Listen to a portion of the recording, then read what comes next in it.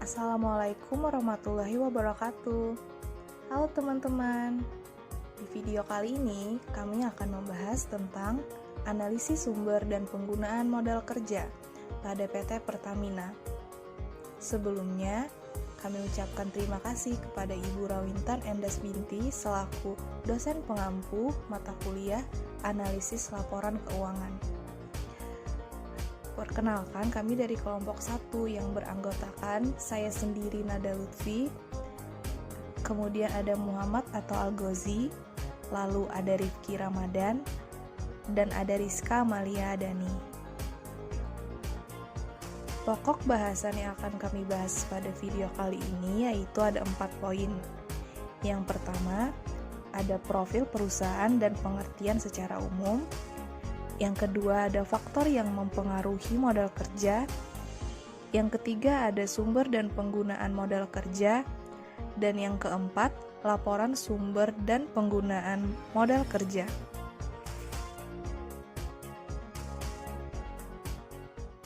Nah, sebelum masuk ke pembahasan, kita intip sedikit profil singkat dari perusahaan PT Pertamina. PT Pertamina ini merupakan jenis perusahaan perseroan atau persero. PT Pertamina ini bergerak di industri minyak dan gas bumi. Didirikan pada tanggal 5 Oktober 1965. Produk yang dihasilkan dari perusahaan ini yaitu bahan bakar, pelumas, dan petrokimia. Nah, kemudian kita akan memasuki pada pembahasan modal kerja. Dana sebagai modal kerja merupakan dana yang digunakan untuk membiayai kegiatan operasional perusahaan. Modal kerja dapat didefinisikan sebagai aset lancar dikurangi dengan kewajiban lancar. Umumnya, jika perusahaan memiliki modal kerja positif, aset likuidnya melebihi kewajiban jangka pendeknya. Dalam rasio ini, seseorang dapat menggunakan aset lancar sebagai penyebut ketika modal kerja bersih negatif. Nah, kemudian untuk tujuan modal kerja sendiri kami rangkum menjadi 7 poin. Yang pertama, untuk memenuhi kebutuhan likuiditas. Kedua, memenuhi kewajiban pada waktunya. Ketiga, memiliki sediaan yang cukup. Yang keempat, memperoleh tambahan dana dari kreditor.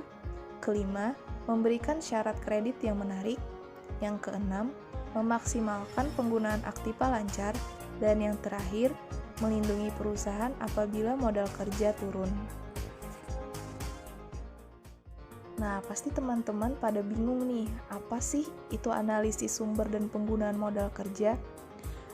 Analisis sumber dan penggunaan modal kerja merupakan analisis yang berhubungan dengan sumber-sumber dana dan penggunaan dana yang berkaitan dengan modal kerja perusahaan. Artinya, dari mana saja perusahaan memperoleh dana guna membiayai kegiatannya. Kemudian, dana yang sudah diperoleh tersebut digunakan untuk aktivitas apa saja. Kemudian, ada faktor-faktor yang mempengaruhi modal kerja. Yang pertama, ada jenis kegiatan perusahaan. Jenis kegiatan perusahaan dalam praktiknya meliputi 2 macam, yaitu perusahaan yang bergerak dalam bidang jasa dan non-jasa atau industri. Kebutuhan modal dalam perusahaan industri ternyata lebih besar jika dibandingkan dengan perusahaan jasa. Di perusahaan industri, investasi dalam bidang kas, piutang, dan sediaan relatif lebih besar jika dibandingkan dengan perusahaan jasa. Oleh karena itu, jenis kegiatan perusahaan sangat menentukan kebutuhan akan modal kerjanya. Yang kedua, ada syarat kredit atau penjualan. Syarat kredit atau penjualan yang pembayarannya dilakukan dengan cara mencicil atau angsuran juga sangat mempengaruhi modal kerja loh. Untuk meningkatkan penjualan bisa dilakukan dengan berbagai cara, salah satunya melalui penjualan secara kredit. Penjualan barang secara kredit memberikan kelonggaran kepada konsumen untuk membeli barang dengan cara pembayaran diangsur atau dicicil beberapa kali untuk jangka waktu tertentu. Kemudian ada waktu produksi. Waktu produksi itu artinya jangka waktu atau lamanya memproduksi suatu barang. Makin lama waktu yang digunakan untuk memproduksi suatu barang, maka akan semakin besar modal kerja yang dibutuhkan. Demikian pula sebaliknya. Semakin pendek waktu yang dibutuhkan untuk memproduksi modal kerja, maka akan semakin kecil pula modal kerja yang dibutuhkan. Yang terakhir, ada pengaruh tingkat perputaran sediaan.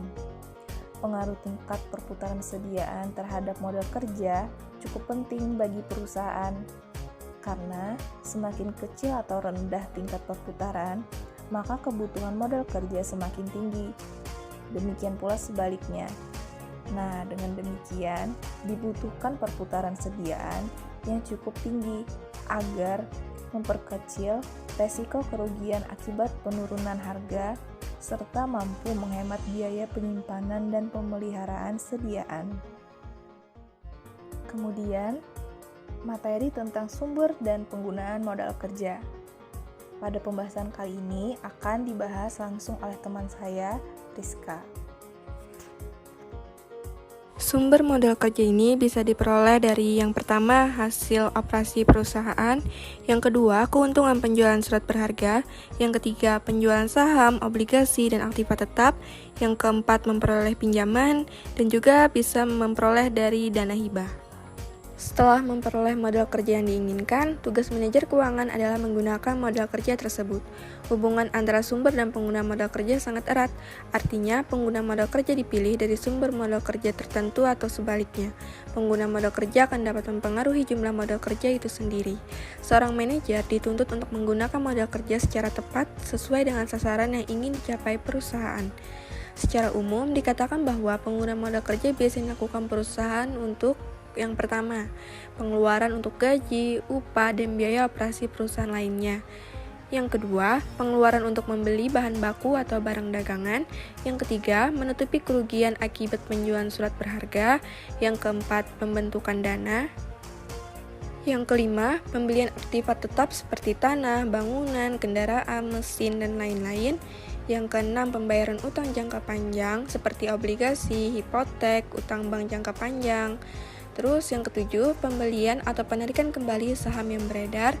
Dan yang kedelapan, pengambilan uang atau barang untuk kepentingan pribadi. Lalu selanjutnya, gambaran laporan modal kerja. Laporan sumber dan penggunaan modal kerja menggambarkan bagaimana perputaran modal kerja selama periode tertentu. Laporan ini juga menunjukkan kinerja manajemen dalam mengelola modal kerjanya. Dalam laporan penggunaan dan sumber modal kerja akan terlihat perubahan modal kerja yang dimiliki perusahaan. Lalu di sini ada worksheet sumber dan penggunaan modal kerja dari PT Pertamina. Di sini ada laporan keuangan pada tahun 2020 dan juga 2021. Di mana di sini tertera dalam ribuan US dollar. Di sini kita bisa melihat perubahan saldo dari masing-masing akun.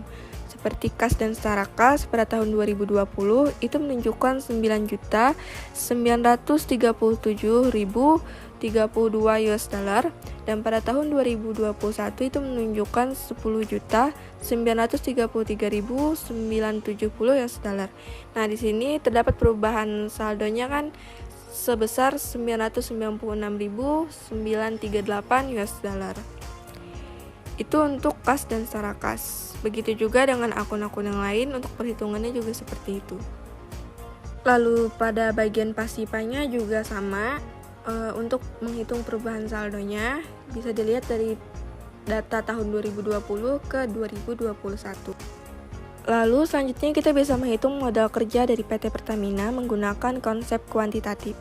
Konsep kuantitatif menyebutkan bahwa modal kerja adalah seluruh aset lancar. Nah, di sini ada aset dari PT Pertamina, aset lancarnya pada tahun 2020 dan 2021. Total 2020 ini menunjukkan 23.078.595 US dollar dan pada tahun 2021 itu menunjukkan 28.717.155 US dollar. Jadi berdasarkan konsep kuantitatif atau gross working capital, modal kerja PT Pertamina ini mengalami kenaikan sebesar 5.638.560.000 US dollar. Lalu selanjutnya kita bisa melihat modal kerja besi atau net working capital dari PT Pertamina ini, di mana bisa juga disebut dengan konsep kualitatif, yang merupakan konsep yang menitik beratkan kepada kualitas modal kerja. Konsep ini melihat selisih antara jumlah aktiva lancar dengan kewajiban lancar. Nah, dari data ini bisa kita lihat PT Pertamina ini mengalami kenaikan modal kerja berdasarkan net working capitalnya sebesar 440.917.000 US dollar. Itu dapat dari mana? Itu bisa kita lihat dari 2020, di mana pada 2020 datanya menunjukkan sebesar 12.386.224 US dollar. Dan pada tahun 2021 datanya menunjukkan sebesar 12.827.141.000 US dollar. Jadi itu menunjukkan kenaikan modal kerjanya kan sebesar 440.917.000 US dollar. Berdasarkan hasil analisa, realisasi piutang pemerintah bagian lancar 64,7% dari saldo pada tahun 2020. Hal tersebut disebabkan karena adanya realisasi pembayaran piutang pemerintah atas subsidi LPG, solar, dan minyak tanah di akhir tahun 2021, serta sisa piutang subsidi JBT dan LPG tahun 2021 dikonfirmasi oleh DJA masuk dalam porsi non-current. Begitu juga hasil analisa pada persediaan. Realisasi persediaan pada tahun 2021 meningkat 54,5% daripada tahun 2020. Peningkatan tersebut disebabkan oleh kenaikan rata-rata ICP dari 40,39 US dollar per barel pada tahun 2020 menjadi 68,47 US dollar per barel pada tahun 2021. Nah, itu dia tadi pembahasan mengenai analisis sumber dan penggunaan modal kerja. Semoga teman-teman yang menonton video ini dapat memahami dan mengaplikasikan penggunaan modal kerja secara baik ya. Demikian video ini kami sampaikan. Sekian, wassalamualaikum warahmatullahi wabarakatuh. Created using Powtoon.